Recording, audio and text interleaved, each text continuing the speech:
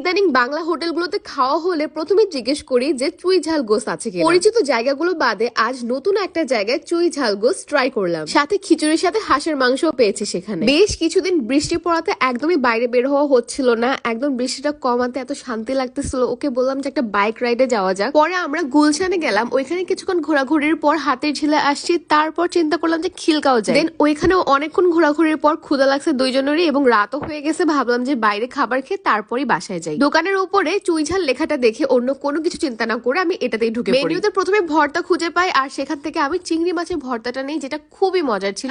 30 করেছিল, but quantity না অনেক কম, আর একটু বেশি দিলে মনে হয় ভালো হতো। তবে চিংড়ির যে দাম সেই অনুযায়ী ঠিকই আছে। এরপর নিলাম চুই ঝাল গোস। তবে এখানে ওনারা বোল ভর্তি করে নিয়ে আসবে না, পেয়ালাতে করে সার্ভ করবে তাদের ইচ্ছে মতো। আমি যদিও সলিড পিস একদমই খেতে পারি না মাংসে, বাট আমার ভাগ্যে সলিড পিসটাই পড়েছে। সাথে আস্ত রসুন না হলে তো খাবারটাই জমবে না। এই সিরাজ বা আব্বাসের মতো করে যদি বোল ভর্তি করে মাংস এনে জিজ্ঞেস করতো আপনি কোন পিসটা নেবেন, তাহলে হয়তো বেশি ভালো লাগতো। যদি স্বাদের কথায় আসি তাহলে রান্নাটা যথেষ্ট ভালো ছিল। ইদানিং আমার কেন যেন বাইরে বাংলা হোটেলগুলোতে খাবার খেতে খুবই ভালো লাগে। এক নাগারে যদি একই রকম রান্না খেতে থাকে আমি খুবই বিরক্ত হয়ে যাই, তাই মাঝে মাঝে মনে হয় যে বাইরে গিয়ে খেলে স্বাদ একটু চেঞ্জ হয়। কেন যেন আমার অভ্যাস এত খারাপ, বাইরের খাবার এত বেশি এনজয় করি আমি। বাই দ্য ওয়ে, ভাতের সাথে ডালও নিয়েছিলাম। আচ্ছা, হাঁসের মাংস দিয়ে খিচুড়ি দেখানোর আগে তোমাদের খুব সুন্দর কিছু জিনিস দেখাই। এটা একটা ব্লাশ, এখানে অনেকগুলো শেড আছে, ইভেন হচ্ছে এটার আরো অন্যান্য শেডও আছে। তোমরা এগুলো পেয়ে যাবে শিমার এন্ড শাইন পেজে। হালকা করে একটু আঙুলে লাগানোর পরেই দেখতে পাচ্ছ পিগমেন্টেশন কত ভালো।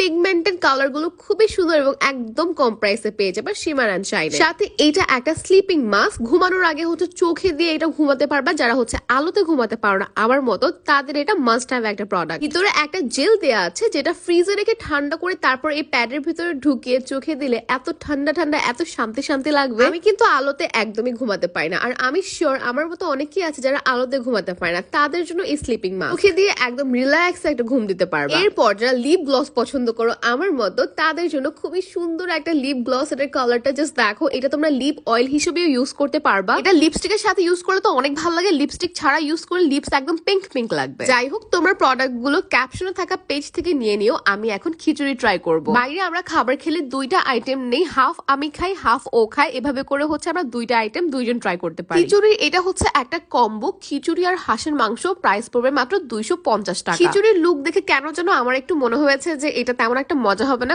ঝরঝরে খিচুড়ি আমার ভালো লাগে না। তবে এটা প্রথম বাইট দেওয়ার পরে ফিল হয়েছে দ্যাট আই ওয়াজ সো রং। এটা যথেষ্ট মজা, আর এখানে হচ্ছে আস্ত একটা গোটা রসুন ইউজ করা হয়েছে। তবে স্যাড পার্ট কি জানো, আমি ভাবছি যে আমি কোনো ভ্লগ করবো না, আছে খাওয়া দাওয়া করে চলে যাবো, বাট যেহেতু কন্টেন্ট ক্রিয়েটার আমার হাত চোকাচ্ছিল যে একটু ভিডিও করে রাখি, যদি খেতে ভালো হয় তাহলে শেয়ার করবো সবার সাথে। এবং আমি ভিডিও টিডিও করার পর যখন খাবার ভালো লাগলো, আমি যখন ভাবলাম যে এটা আমি আপলোড করবো, তখন বাসায় আসার সময় আমি বাইরের দোকানের ফুল নামটা সুন্দর করে ভিডিও করলাম, কিন্তু বাসায় এসে দেখলাম যে ভিডিও অনই হয়। মানে বাইরের নামটা নেওয়ার সময় যখন ভিডিও করেছি আমি আসলে ভিডিও অনই করি, একদমই র্যান্ডম খিলগাঁওয়ের একটা দোকানে বসে খেয়েছি, তাই আমি আশেপাশে কিছুই জানি না যে এটা কোন জায়গাতে পড়েছে। নেক্সট যদি আবার খিলগাঁওতে যাই একটা প্রপার ভিডিও করে তোমাদেরকে জানাবো যে এটা কোন জায়গাতে। আজকে অ্যাড্রেস ছাড়া জাস্ট তোমরা আমার খাওয়া দেখাটা এনজয় করো। তবে আমার বেশ খারাপ লাগতেছিল, খাবার বেশ মজার ছিল। নেভার মাইন্ড, আমি নেক্সট টাইম অবশ্যই তোমাদেরকে প্রপার অ্যাড্রেস দিব।